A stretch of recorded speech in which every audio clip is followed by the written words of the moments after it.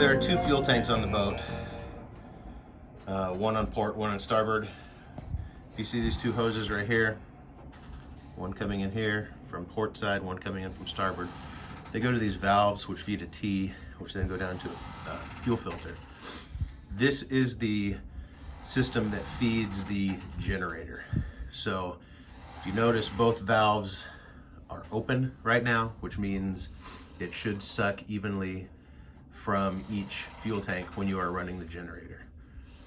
There may be a time that you need to close one of the tanks. Say one of your tanks is empty and the other one still has fuel. Your generator will be probably trying to suck air out of the other tank. So you might need to close one of those at one point, but I think under 99.9% of the time you should have both those open, feeding into the fuel filter, which then feeds into the generator.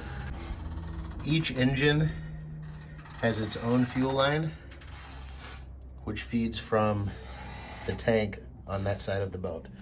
So our port engine will be fed from the port side tank. Our starboard engine will be fed from the fuel tank on the starboard side. The toy tank fuel supply comes from each tank as well, or from both tanks. Comes underneath, tees off, and one line runs to this tank and one line runs to the other. If you notice, there's a valve, which means you can suck from one tank or the other. By default, both valves are open, so it should suck equally from each tank. Just like the generator, there may be a time that you want to suck from one or the other, but that is definitely not the norm.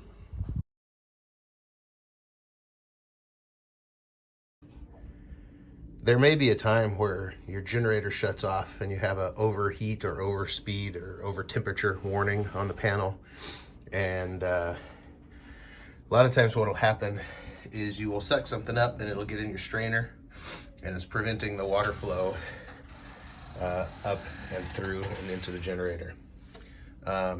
So close off your standpipe, open the top up, make sure there's no debris up in this area here. Last season, I opened it up and still had no water flow coming in when the generator was running.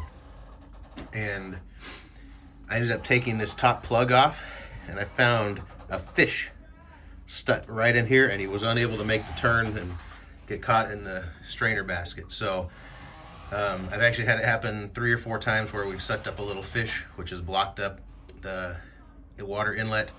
One time the fish was actually on the bottom of the boat, stuck just inside. So you might need to have somebody put on a pair of goggles and dive for it. But that is how you solve your water flow issues to your generator.